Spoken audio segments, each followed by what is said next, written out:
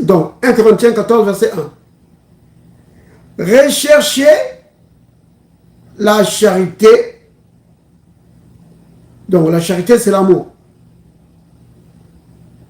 Recherchez. Bien-aimé, rechercher l'amour. Quand il dit rechercher l'amour, ça ne veut pas dire que tu n'as pas l'amour. Vous comprenez? Parce que certaines personnes, quand on dit Dieu a déversé dans nos cœurs l'amour, et quand tu lis ici, rechercher l'amour, alors on peut penser, mais pourquoi il dit que je dois rechercher l'amour? Et de l'autre côté, on dit que Dieu m'a donné l'amour. Or, il y a une contradiction. Non, il n'y a pas de contradiction.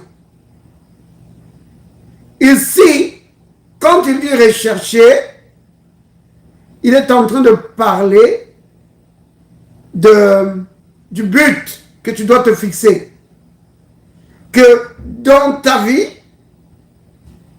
tu dois rechercher l'amour. C'est-à-dire que tu dois chercher chaque fois à agir dans l'amour. Tu dois chaque fois chercher à, comment dire, à promouvoir l'amour dans ta vie, dans tes rapports avec les autres. Oui, dans tes paroles, dans tes actes. Il faut que ça soit vraiment influencé par l'amour. Vous comprenez bien, aimé? C'est vraiment important. Alors il dit, fais de l'amour l'objet de toutes tes recherches.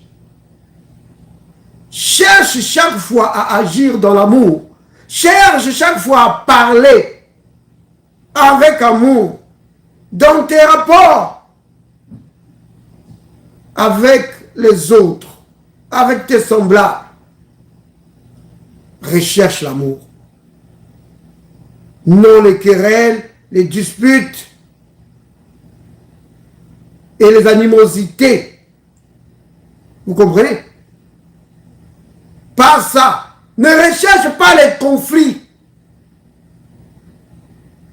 Recherche l'amour. Ça, c'est un. Deuxième chose. Aspirer. Aspirer aussi aux dons spirituels, mais surtout à celui de prophétie.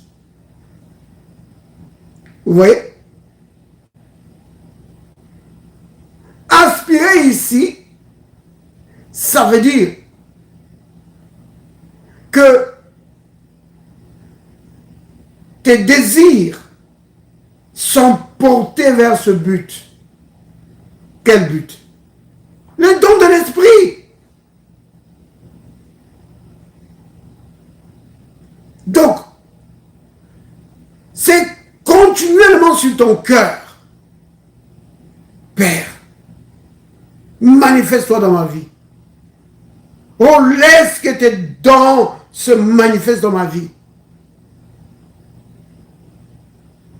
Utilise-moi, Seigneur. Touche-moi, Seigneur. Touche ma vie. Et laisse que tes dons de l'esprit se manifestent au travers de moi. Vous voyez? C'est quoi ça? C'est la soif. Dans d'autres termes, que sois tout le temps assoiffé. Sois continuellement assoiffé des dons de l'esprit.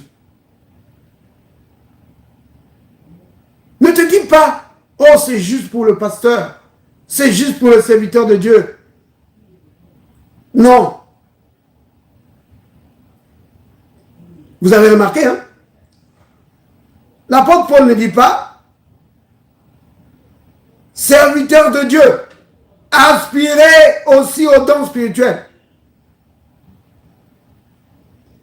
Bien aimé, si vous regardez la structure de ce verset, hein, donc 1 Corinthiens 14, verset 1,